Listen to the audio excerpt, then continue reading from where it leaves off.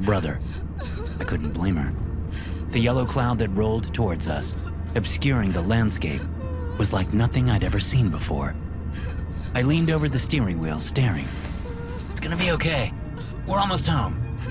It reminded me of footage from the Middle East, where dust storms would kick up and send a wall of dust racing across the landscape, miles wide and 1,000 feet high.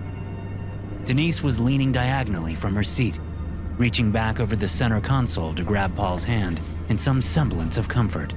But even she didn't keep her attention fully on our distraught son for long. Maybe we should turn around, Denise said to me, struggling to keep the fear out of her voice. You saw the alert. Bombs could drop at any moment. What do we pay all that money for if we're not going to even use the bunker? What if the stuff is poison? She whispered, so as not to scare the kids. I've never heard of any weapon like that, and I would have. America stays on top of stuff like that. Besides, chemical warfare is outlawed by the Geneva Convention. Still, as we approached the cloud, I turned off the air conditioner and slapped shut the vents within reach. Kids, close your vents back there, okay? I glanced into the rearview mirror. Both my teenage daughter and my preteen son were lost in their own little worlds. Francis staring out the window, and Paul still crying. Francis, I snapped. She turned and looked into the mirror. Shut the vents back there, all of them. Thankfully, the roads weren't too clogged, although many people were driving crazily. We'd seen several accidents already, but we were approaching our house on the 2-lane road now. I couldn't imagine what it was like in the city. Sheer chaos, probably. As I spotted our mailbox up ahead, one that Denise had made herself to look like a barn, I was overwhelmed with appreciation that we had moved out here to the country just after Paul was born. While we turned down the driveway, the yellow dust cloud enveloped the car. A smell like burning maple syrup with an undertone of bleach invaded the vehicle as I raced down our dirt driveway. What's that smell? Francis asked. I punched the garage door opener. Moments later, after the SUV was parked snugly next to Denise's Audi, I punched it again and watched the door close behind us. I shut the engine off. The ground vibrated from an explosion in the distance. It was really happening. America was under attack. I turned in my seat and looked at each member of my family as we unbuckled our seatbelts. Okay, let's get to the bunker. Don't bring anything, only what you have on you. We have everything we need down there. We'll do it on 3. Ready? 1, 2, 3. In unison, we all jumped out of the SUV and raced into the house. Moments later, we were all in the basement, and I was punching in the code to the reinforced bunker door. The syrup bleach smell lingered in my nostrils as I ushered my frightened family inside. As I pulled the door closed behind us, another explosion shook the ground. This one was much closer. The lights in the bunker flickered and then snapped off, leaving us in utter darkness. Francis and Paul screamed. I wobbled, standing up from the couch where Denise, Francis, and Paul were huddled. Are you okay? Denise asked, taking her arm from around Francis and grabbing my wrist. Yeah, just low blood sugar, I lied. I hadn't expected the power grid to go down so quickly, but whoever attacked us had apparently hit a power station just as we'd stepped into the bunker. It was a miracle no one had fallen down the hard metal stairs. Thankfully, I had gotten my phone out, and together, Denise and I worked to comfort our kids at the top of the staircase. A few moments later, the self-contained, solar-powered generator kicked on. Emergency LEDs came to life, illuminating the stairwell, allowing us to walk safely down to the common room. That was 20 minutes ago. Now, I needed to get the strange syrup bleach taste out of my mouth. The bunker wasn't huge by any means. It consisted of 2 bedrooms, 1 bathroom, a large storage room filled with supplies, a common room, and a small kitchen. Blinking and shaking my head, I tottered over to the kitchen, directly across from the common room. A turn of the handle had cold water flowing into the kitchen sink. I cupped some in my hands and splashed it over my face. Ever since getting down into the bunker, I had been feeling odd, tingly all over. and with a strange ball of dread in my stomach. The dread seemed separate from the fear I knew was normal during such an event. We were under attack by some unknown force, so it was normal to be afraid. But we were safe, and we could survive for a year in this bunker. Plus, I had every confidence in the might of the United States Armed Forces. The ball of dread in my gut had a distinctly different flavor from the general fear I was feeling at the sudden attack. I just couldn't place it. Like something dark and awful was forming deep inside me, and there was nothing I could do about it. The water helped. I pulled some into my mouth and allowed it to go up my nose so I could get rid of that syrup bleach scent that had been with me since that yellow cloud of what? Dust? Yellow dust? Mark? I jerked, straightening quickly and looking at Denise, who stood in the half-light between the kitchen and common room. Over her shoulder, I could see the kids huddled together, staring at us with terror-stricken faces. What? You okay? Denise took a small step toward me and reached out with one hand, but she didn't touch me. Water dripped from my face, soaking the collar of my shirt. I'm fine. Why? You've been standing over the sink for almost 5 minutes. I scoffed. What? No, I haven't. What's wrong with you, Mark? Denise asked, taking a step back, her tone sharp. Nothing, I said. Mark! Denise shrieked, cowering and backpedaling. Mark, what's wrong with you? Behind her, Francis and Paul both started screaming. The dread in my stomach expanded, sending tendrils of pain through me. Shouting, I doubled over, wrenching my eyes shut in pain. Mark, no! Denise screamed. I straightened and saw that Denise was standing next to the couch with an arm around each of our 2 children. They all looked completely terrified, their eyes seeming too large, their mouths too wide as they screamed and cried. But Denise's face changed as she leaned down toward Paul. Mark, what's wrong with you? She cried again, but she was smiling now. Smiling until she opened her mouth and put her teeth against the curve of Paul's head. The dread expanded again, feeling much bigger now, like it was taking over. This time, the pain was distant. I was too focused on what Denise was doing to pay it much attention. My wife steadied Paul's head with one hand and bit into his skull. Although she didn't break through the bone, she came away with a piece of his scalp in her mouth, jerking her head away as blood poured, and my son screamed. No, you bitch! I shouted, rushing toward the 3 of them. They darted toward the stairwell, Denise bringing up the rear. But I caught up to them quickly enough. Denise was about halfway up the metal stairs when I reached out and grabbed her foot, yanking it as hard as I could. Her other leg straightened and then stretched out before her as I pulled her backward. She hit the stairs doing the splits, and I heard something in her other leg give way with a wet crunch. She screamed, but I kept pulling her leg. I dragged her to the bottom of the stairwell, appalled that she could ever hurt one of our children. I couldn't understand how she could do such a thing, and I knew I had to stop her. The dread swelled as I pulled her around the corner from the stairwell so the kids wouldn't see what I had to do. Denise screamed and fought as I shifted her leg under my armpit so she couldn't use it. I kept her face down to prevent her from effectively using her hands. I shifted forward, bending her back awkwardly, and slammed my foot down on the back of her neck. As a much bigger person than her, I had no problem keeping her leg clutched tightly in my armpit while I bore down with my foot, putting most of my weight through that limb. She kept fighting. Afraid one of the kids would come down into the common room and see, I decided to speed things up. I brought my foot off her neck and slammed it down again, feeling something crunch in her throat. She kept fighting, so I did it again and again, stomping on the back of her neck until she went limp. Huffing and sweating, I dropped her leg to the floor and looked around, momentarily confused. There was no more screaming. The bunker was silent except for my huffing and a sound like stomping on metal grates. Through the haze in my mind came the memory of my kids. Of course! I hurried over, remembering what Denise had done to Paul. I wanted to make sure he was okay and tend to his wound.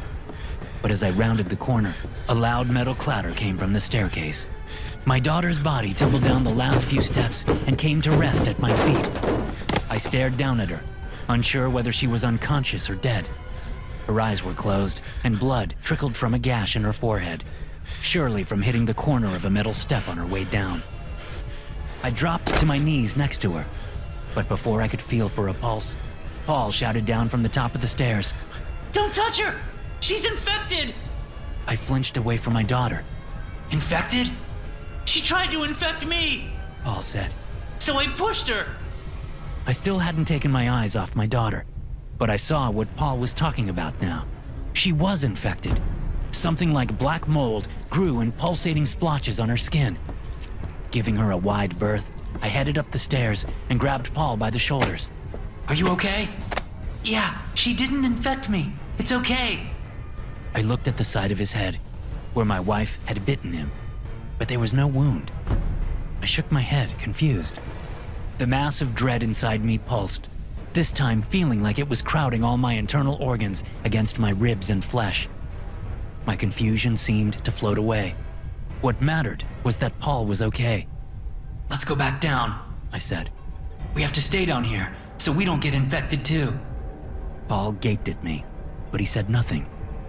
I took his hand and led him down the stairs. We moved past Francis's and Denise's bodies, sure to keep away from them. Denise, it seemed, was infected too. Yes, that was why I'd had to kill her. She would have infected me. I led Paul to the master bedroom and shut the door behind us. There, we'll be safe in here. Paul got somberly onto the bed. I sat on the other side of it, elbows on knees, as I faced the door, just in case. We sat in silence for a long time. Dad? Paul asked, voice choked with emotion. Yeah? What's wrong with you? What are you talking about? I asked, straightening and looking over my shoulder at my son. He was no longer sitting on the bed. He cowered in the corner, staring at me like I was a monster. What's wrong with you? He screamed. Why did you kill Denise and Francis? Quiet, I said, looking around. They'll hear you. Dad! Dad, no! Dad, why did you kill them? I looked at the bedroom door, feeling like the entire inside of my body was swelling out, stretching my skin. He's trying to get us caught, I thought. He wants us to get caught, because he's one of them. Dad? Quiet, I hissed, crawling across the bed toward my son in the corner. He only screamed louder. They'll hear you, I said, clamping one hand over his mouth and the other around his tiny throat. He screamed against my palm. It was too loud, much too loud. I squeezed and pushed him down to the floor. The stench of burning syrup and bleach remained in my nostrils as my son took his final breath. Then I was alone in the room, safe at last. I left Paul where he was and walked toward the door, thinking I needed something to eat. But as I approached the bedroom door, I passed a mirror on the wall. Jerking to a stop, I turned slowly and peered into the mirror. When I saw the person looking back at me, I screamed. Story 2. We found an underground bunker. Something evil lives in it. I don't think there's supposed to be a road here. I looked left and right down the narrow dirt road, wondering if we'd taken a wrong turn somewhere. Saul came crashing out of the brush behind me. I turned to look at him as I pulled my phone out of my pocket. Huffing, he yanked a severed pine branch from where it had snagged in his backpack strap and threw it angrily to the road. I thought we were supposed to be following a trail. You've had me bushwhacking for the last 2 miles. I couldn't help but smile. There's a trail. You're just too damn big for it. My half-brother brushed pine needles off him and shook his enormous head angrily. As a lineman for a Division I football team, it wasn't the hiking that got to him. It was the fighting his way through the trees. How about we take this road for a while? He suggested. See where it goes. We can mark the trail here and come back to it. I studied the map I'd downloaded onto my phone, unable to find any sign of a dirt road. Weeds and grass grew in a line up the center, indicating that it was in disuse. Taking pity on my brother, I agreed, and we started up the road. Not even a mile later, the road dead-ended at a wall of granite with a huge, rusted door set in the middle of it. Stopping in the middle of the road, Saul and I shared a look of excitement. We have to check it out, Saul said. It's not every day you stumble across a freaking underground bunker. I couldn't have agreed more. I smiled and started forward. The door was hinged on each side, so it would open in the middle. One was fully closed, while the other was open about a foot. There was a complicated-looking metal handle on one side and a locking mechanism on the other, complete with a ring that would lock the two components in place when the doors were flush with each other. But there was no sign of any chain or lock anywhere. Still, I glanced at the ground and saw some tracks. I stuck a hand out and stopped my brother before we trampled them. Look, Imprints had been left in the dirt under the slight overhang that would keep that patch of ground out of the rain. The prints had been left by what looked like a pair of hiking boots. I guess we aren't the first here. Saul said, starting forward. Before I could stop him, he trampled the prints and opened one side of the door wide on squealing hinges. Shaking my head, I decided I was overreacting, my imagination getting the better of me. But I could have sworn the tracks only led inside. There were none coming out. The crunching of dirt under our boots soon gave way to the muted slap of synthetic rubber on concrete. About 20 yards into the bunker, the space opened up on our right in a large parking area.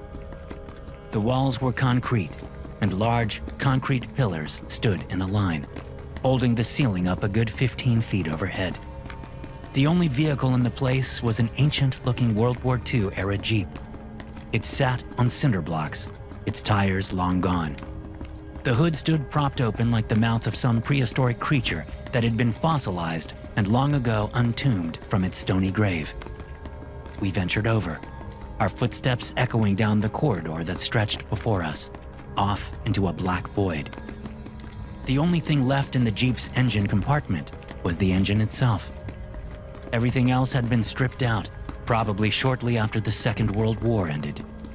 Saul slipped his backpack off and propped it against the Jeep. In the light coming through the door, I could see his smile. what are you doing? Let's explore for a bit. Leave our packs here to give our shoulders a break. I looked into the dark distance, thinking about the boot prints. I was being ridiculous. I just didn't see the outgoing prints, that was all. Besides, Saul was with me. While I was pretty average in every way, Saul could handle all comers. I'd seen the guy squat over 500 pounds before. He had hands the size of baseball mitts. Yeah, okay. I slid my pack off and dug out my flashlight. Saul got his flashlight out, and we ventured farther into the bunker, breathing the stale air and holding the dark back as we went. We heard the noise shortly after reaching the second floor down. The first floor, where we'd come in, held the parking area and a couple of offices before bottlenecking to a heavy-duty door next to a large elevator, both protected by a couple of Jersey barriers. I figured this place had been built for some heavy hitters in case of a bombing or an invasion. The Jersey barriers were where the foot soldiers would crouch to fire at the enemy, preventing them from getting to the door or elevator, the last line of defense. With no power, the elevator didn't work, but the door was standing open. Beyond was a stairwell that led down to another floor we were determined to explore. But as soon as we stepped foot on the second floor, we heard a strange noise that caused my skin to tighten. It sounded at first like a snicker, like something was laughing at us. When it repeated, I realized it wasn't someone laughing. Quite the opposite. It was someone sobbing in such an odd and sped-up manner that it sounded like a hyena laughing. Both Saul and I whipped our flashlights toward where we thought the source of the noise was. We stood in a narrow concrete hall that stretched both left and right, with doorways branching off it at regular intervals. Our flashlights were trained to the right, but they couldn't reach far enough to see the end of the hallway. Hello? Saul shouted, causing me to jump. What are you doing? I whispered, grabbing his arm. He looked at me like I was insane. Someone's hurt. We don't know that. What if what? He asked. Help me! I jumped again at the hoarse and pain-filled male voice that echoed off the cold concrete walls. Without another word to me, Saul started off down the hall. I'm coming! Admonishing myself for my cowardice, I hustled after Saul. But it wasn't out of any altruistic intention. I wanted to stay close to him because I knew he could defend himself. Where are you? He shouted as I caught up to him. Down here! The man called. In the bathroom! Something clunked in the hallway behind us. We whipped around and pointed our flashlights that way, seeing nothing but empty hallway and dark doorways. Hello? Saul said. For the first time, I heard just a hint of fear in his voice. We're here to help. Help me, please! The shout got us moving again. Now we could see that the hallway took a sharp left up ahead. Saul kept his light on that, while I pointed mine into the rooms that branched off the hall. They were simple bedrooms, with ancient cots that folded down from the walls. Some of the rooms held crates or old equipment, but most of them were empty, except for the single, fold-down cot in each one. I sensed movement behind us and whipped my flashlight that way, glimpsing a figure darting into a room behind us. There's someone behind us, I whispered to Saul as we reached the left turn. We stopped again. Are you sure? I nodded. He's in one of those rooms. He's following us. It's a he? What did he look like? Is he big? Does he have a weapon? I shook my head. I don't know. It was just a glimpse of his leg, I think. But it looked weird. The strange sobbing resumed, much louder now that we were close. It sounded like the man was hyperventilating. Listen, we're not here to start any trouble. Saul said to the hallway behind us. We don't care about anything but getting help for this guy, okay? So whatever you want, it's none of our business. We'll just get this guy and be on our way. The hallway answered with silence. The man in the bathroom screamed for help again. Did someone hurt you? Saul asked, now calling out to the man in turmoil.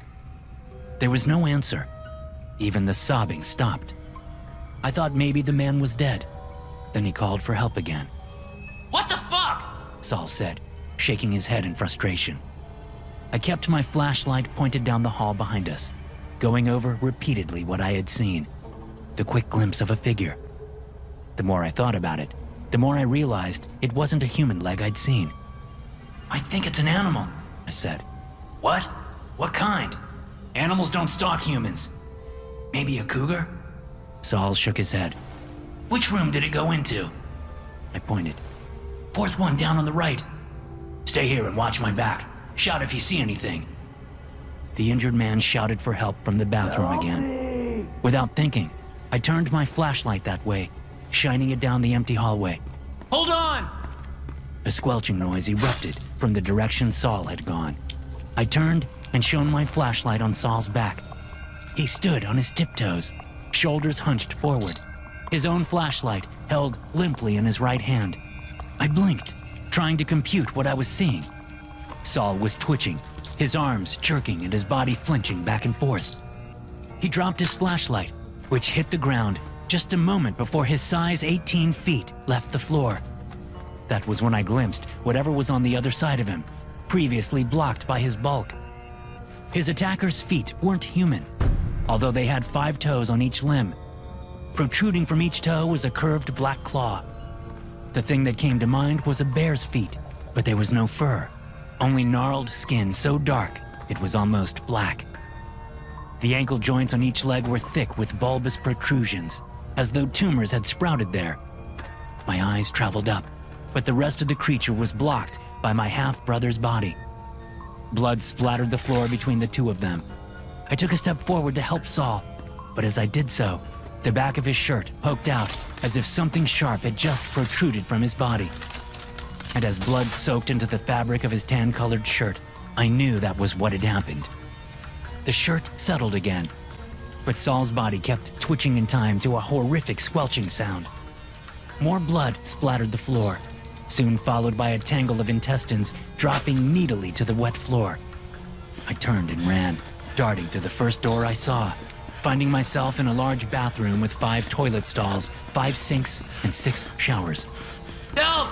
I ran toward the man's voice, hoping he could provide some form of sanity for me to latch onto. I raced down to the showers, 3 on each side of the bathroom. I aimed my light into each of them until I found the source of the cries for help. But as I stood there, my light shining into the last shower stall on the left, I found myself frozen with terror. The thing in the shower wasn't so much a man as a pile of deformed body parts. My eyes glanced over him repeatedly, but for several long moments, I was unable to make any sense of what I saw. It was clear he had been severely injured, presumably by the creature that had just killed my brother, but there were other things wrong with him. As far as I could tell, the wounds that had been inflicted on him had partially healed, but not in any normal way. Growths of stretched maroon skin bubbled out from these horrific wounds. His left arm, which had been nearly torn off at the shoulder, now stuck up from his body at an odd angle, held there by bulbous formations of that bumpy, strange-looking skin. The right arm was still in working order, and he held it out toward me, begging for help. His right foot was gone, but the skin had fused with his intact left leg at the calf. His clothes hung in blood-stained tatters from his body, but I could tell that the strange growths weren't only confined to his injuries. His clothes bulged with protrusions nearly everywhere I looked. But it was his face that shocked me the most. It looked as if the creature had slashed him across the left side of his head. That entire side was a mass of dark, deformed skin. His lifeless left eye protruded from a small mountain of flesh next to his half-deformed nose. His right eye still blinked, and the emotion there affected me deeply as my gaze finally rested on it. Help me! He said, still breathing rapidly. As I opened my mouth to ask him what had happened, there was movement from the bathroom door. Turning my flashlight that way, I saw an enormous creature that had most likely once been a bear. It was deformed in places, although not as bad as the man lying in the shower stall. The bear's skin was dark gray, its eyes full of confused rage, its blood-covered mouth hanging open to reveal a deformed and bulbous tongue. It paused for a moment, turning its head slightly away from the light. Then it dropped onto all fours and rushed toward me. Panic gripped me as I spun, looking for some way out or something to defend myself with. Get behind me! The man said. Get behind me now! I had no other options, so in my panicked state, I did what he said, crowding into the shower, stepping on the man and tripping in my haste. He cried out in pain as I rolled over him. Then I was off and standing with my back in the shower corner. The bear creature stopped just outside the stall and reared up on its hind legs, letting loose a distorted roar that sounded as if it had come from deformed vocal cords. But it didn't move any closer. Its eyes looked from me to the deformed man and back again, its nose twitching. It roared once more, propelling the stench of rotten meat and slow death into my face. Then it backed away. Can you carry me? The man asked. If you can carry me, we can get out. It won't touch you if you carry me. Why? I asked, listening to the bear make its way back toward the bathroom door. I'm bad meat, He said, managing a little laugh at the end. I've been down here for days, and the thing hasn't come near me since it first attacked. It did this to you? Can you carry me or not? Can you hold a flashlight? I asked, pressing the tool into his right hand. He gripped it. I squatted and got my arms underneath him, feeling moisture pass from his skin to mine. I levered him up so he was propped on his one good leg. Then I put my shoulder into his stomach and got him into a firefighter's carry. He cried out as I lifted him, but after that, he quieted down and managed to point the flashlight at my feet, even though his arm was hanging down behind my back. Go! He gasped. Hurry! I went, taking little steps, hoping my back didn't give out. As I reached the hallway outside the bathroom, I saw the bear to the right. On instinct, I turned the other way, heading farther into the bunker. Stop! The man cried. Not that way! There's some kind of chemical leaking out of storage barrels down there. You have to go the way you came. The thing is that way. It won't touch you, I promise. I turned around and headed toward the bear creature. My heart slammed around in my chest as I faced off against the thing. I wanted to drop the man right there and run the other way, weird chemicals or not. But I doubted there was an exit that way. So I steadied myself and took a step toward the creature. It grunted and backed away, nose twitching. I took another step, and the creature kept its distance. I worked my way down the hallway in this manner until I came to Saul's body. I didn't want to look, but I had to navigate around the gory mess, clenching my teeth against my crushing sense of loss. Then I was past, and the bear had backed itself into one of the rooms on the right. The stairs were difficult, and by the time we reached the top, my legs were shaking. But there wasn't much farther to go. I could hear the bear behind us, but by then, I knew the man was right. It wouldn't attack. It was afraid of him. When we got outside into the sunshine, I turned and shut the main door to the bunker, shifting the handle so it was fastened. It wasn't locked, but I had to take the chance that the bear wouldn't be able to open it from the inside. I couldn't carry the man any farther. I set him down as gently as I could on the side of the road and then stood up. I wiped the sweat off my face with one hand. My eyes were stinging from sweat, so I wiped at them with the backs of my hands. It didn't help. I pulled out my phone, and as I stepped away from him, searching for a signal, I realized my skin was starting to burn where I'd touched the man. I looked down at my bare arms and saw a little red bubble slowly forming there. I could feel the man's one good eye on me, mouth open and anguish building. I looked at him. A single tear traveled down from his one good eye. I'm sorry. I just wanted to see the sky one more time. I'm sorry. I looked back at my arms, thinking about how he had mentioned dangerous chemicals. He must have crawled or limped into the spilled chemicals right after the bear attacked him, and he still had some of the stuff on him. The burn was turning into a searing pain that seemed to sink deeper into my arms, even as it traveled through my body. My skin bubbled more violently. I felt it happening on my shoulder, the side of my neck, and the ear that was pressed against him as I carried him. I cried out at the pain and fell to my knees. Then, as the burning started on my face, I recalled wiping the sweat away with the same hand I had used to secure him on the journey up. I blinked as blinding pain erupted in my eyes. The world went blurry as I rubbed at my eyes. The pain went to a crescendo. Then the world went completely dark, and all I could do was scream. Story 3. The Key to Survival. No, I said, shaking my head. I can't do it again. I can't. I'll puke. So puke. Lonnie said.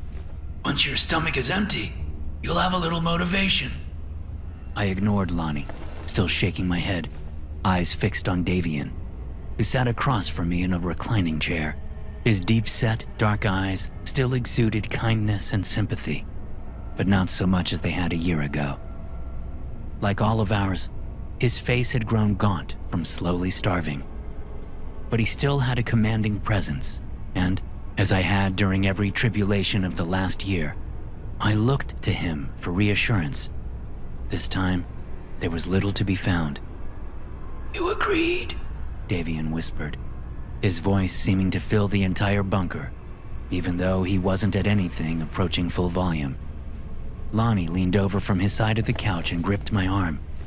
You don't do it. You don't eat. My stomach, which had long ago gone beyond simple hunger, felt like a fist that kept tightening on itself, squeezing every molecule of air out as the minutes passed. The three of us spent most of our days in what passed for the bunker's living room, conserving our energy for survival. Sure, we got up to use the bathroom, and Davian got up to check the air quality sensors several times a day, but otherwise, we stayed put. We had read every book in the bunker many times over, had watched every DVD, listened to every CD, and played every card game. Now, all we did was sit and drift into our own little hunger-fevered worlds, until, of course, it was time to harvest. We did it once a week, taking turns. It was my week, but I couldn't fathom facing it again. I tried to jerk my arm away from Lonnie, but I didn't have the strength to succeed.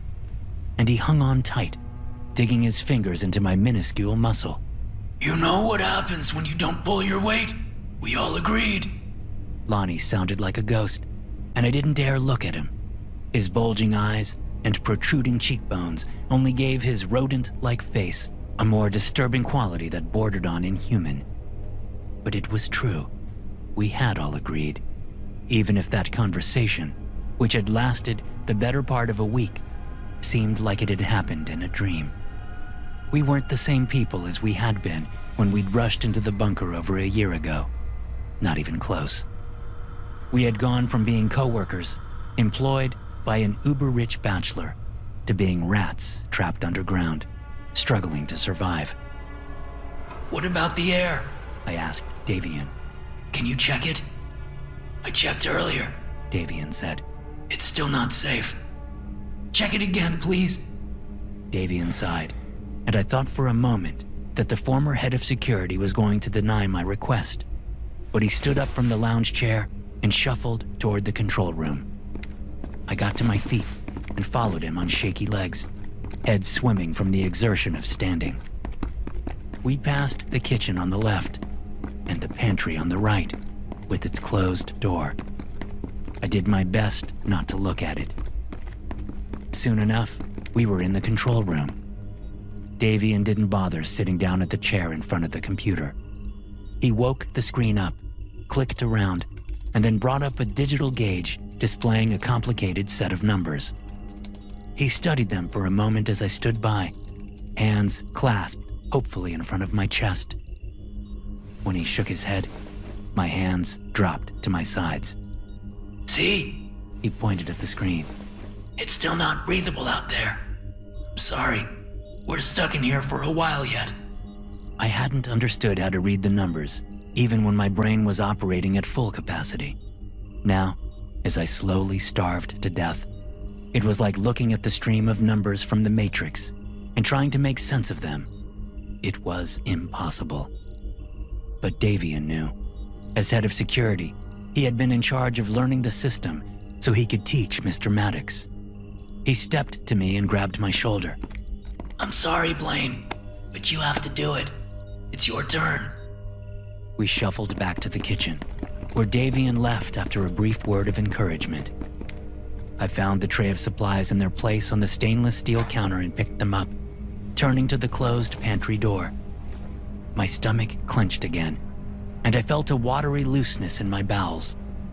I shut my eyes and thought about that first night, when those of us remaining at work had received the emergency alert on our phones. It was Davian and Lonnie who had arrived at the garage first, even before Mr. Maddox. I stood with the cloth in one hand and my phone in the other, having been interrupted in the middle of polishing Mr. Maddox's orange Lambo. The two men ran through the open garage door and stopped when they saw me. We all shared a look. At first, I thought they meant to steal a car and drive off, but after a short pause, they darted forward toward the empty bay next to the Lambo. Come on!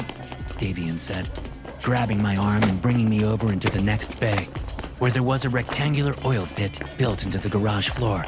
Hey! I stopped and turned at the sound of Mr. Maddox's voice as he hustled into the garage, looking like a frightened horse and holding a pistol, which he pointed at us. You're not going down there, goddammit! He shouted. I had no idea what he was talking about. Since I wasn't on the security team, I didn't know about the bunker. Not then. I was still trying to make sense of the seek immediate shelter alert I had received on my phone. There's more than enough room and supplies to last us all months, Davian said in a reasonable tone. I don't give a shit. Maddox said in his raspy old man voice. It's my bunker. You're going to leave us out here to die? Lonnie asked, his tone suggesting he already knew the answer. Mr. Maddox said nothing. He rushed toward us, wearing his evening getup, khaki pants and a sweater that cost more than my entire wardrobe. His pistol wavered as he came, but not by much. Davian still held onto my arm, and Lonnie stood beside him. The stairs down into the oil pit were just a few feet away. Back up, Maddox said, poking the air with his pistol. We backed up. Once he felt it was safe, he stepped between us and the oil pit, his back to the gap. He seemed to be studying us, and I saw his eyes soften as the moments stretched on. I was so occupied looking at Maddox and his gun I didn't see the chef, Sonia, coming up behind him until she plunged the knife into the side of his neck. Davian jerked me out of the way as Maddox fired once reflexively, the bullet ricocheting off the floor nearby. He spun around, knife still sticking out of his neck, and attempted to shoot Sonia.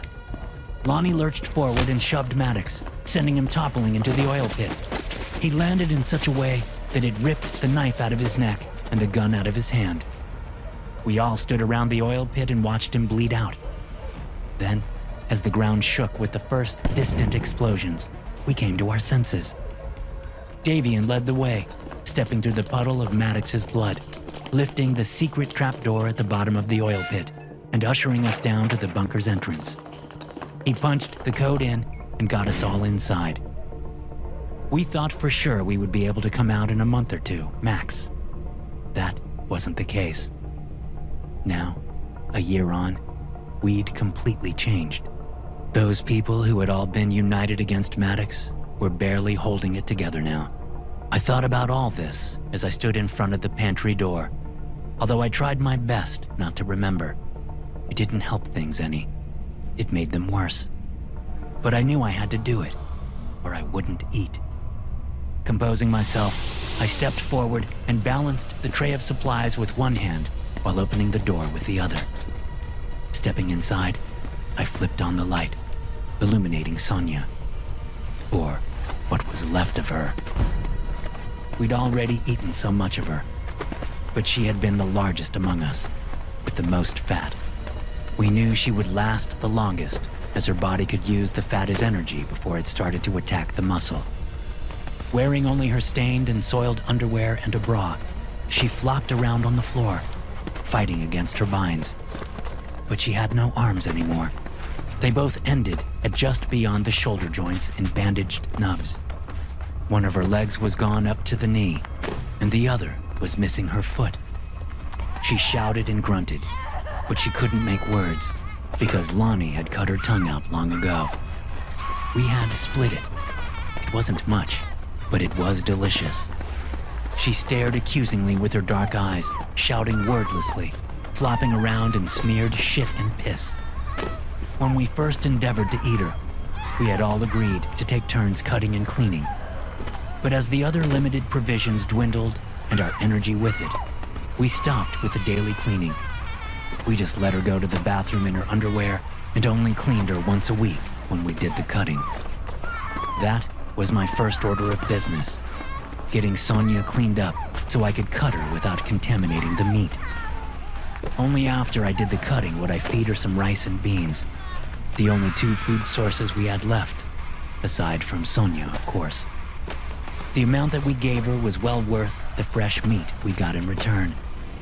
The three of us had talked long and hard about it whenever Sonia was asleep for the better part of a week. Planning ahead was key. We couldn't wait until everything ran out to eat her. We had to plan ahead. We couldn't survive on rice and beans alone. Not for long. Sonia continued to yell and wiggle around, her eyes fixed on me. That was the hardest part. Looking at her eyes, feeling her eyes look at me.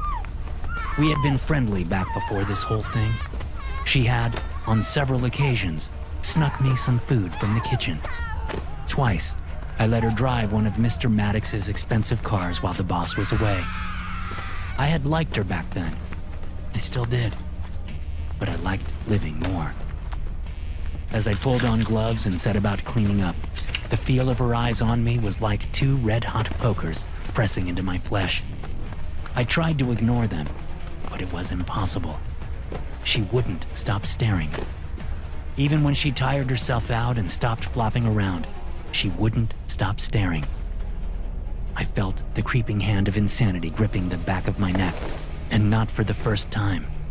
Last time, I had been tasked with cutting and cleaning. I had nearly taken the knife to my own foot instead of hers.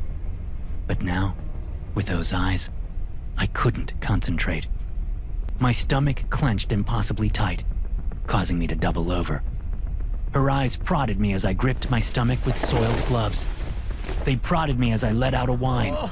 They prodded me as I hissed for her to stop looking at me. I reached absently for the knife, feeling them prodding all the time, accusing and blaming. Breathlessly, I gripped the knife in one gloved hand and pressed her head to the floor with the other. I looked into those eyes, those prodding, poking eyes, and I knew they had to go. The knife went in easily enough, slicing through eyelid and conjunctiva and cornea and lens and pupil. It came out covered in a red, jelly-like substance, but it went in again just as easily. Then there was the other eye to get rid of, and I did. I stabbed and stabbed until I could no longer feel those poking, prodding eyes. But by the time I was done, I realized I had gone too deep. Sonia no longer moved. Her chest didn't rise and fall. She was dead. I had killed her. I stood up and walked numbly out to the living room, knife still in my gloved hand. Where's Davian? I asked, seeing only Lonnie in the room. Lonnie glared at me with open disdain, sensing something was wrong. He's in the bedroom, sleeping. Said he wasn't feeling good. What's wrong with you? I think we need to butcher and refrigerator now. The meat won't keep for that long if we do that now. Freezer's still broken. Well, what did you do, Blaine? She wouldn't stop looking at me. Jesus Christ. Lonnie stood up, swaying for a moment before coming toward me and grabbing my left arm. He dragged me into the pantry and looked at the mess I'd made. He turned to me, still gripping my left arm. You fucking idiot. Now we have to butcher her. You better hope all the meat stays good with the goddamn freezer broken. Christ. As he spoke to me, I could feel his eyes on the side of my face. I could feel them poking and prodding and blaming.